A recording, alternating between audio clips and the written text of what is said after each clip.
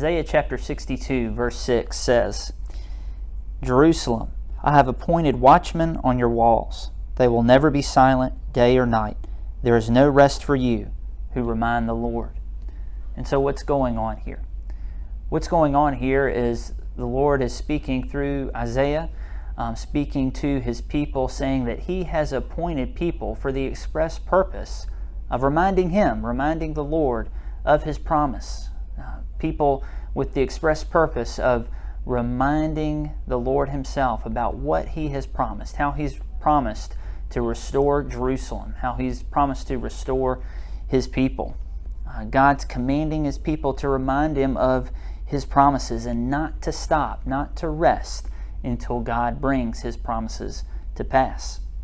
Scripture is full of examples of people who reminded God of his promises, reminded God of his words to his people, his promises to love them and restore them and be with them. And I think that this reminding God of his promises does two things. Now on the surface it may seem like, well, that's not right. We are not in any place to remind God of anything. But it's important to remember that we have examples in Scripture of people doing just that. We have this command from God saying he has appointed people to remind him of his promises. And so I think it does two things.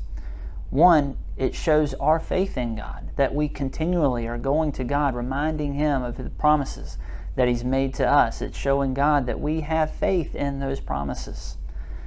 And I think it also reminds us of our reasons for hope. We're continually bringing God's promises to our mind and reminding ourselves that we can hope in that.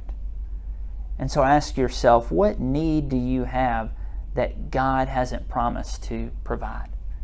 What need do you have that ultimately doesn't have its fulfillment in God and everything that he's promised to do for you and give to you? And so go to him, go to the Lord and remind him of his promises to you.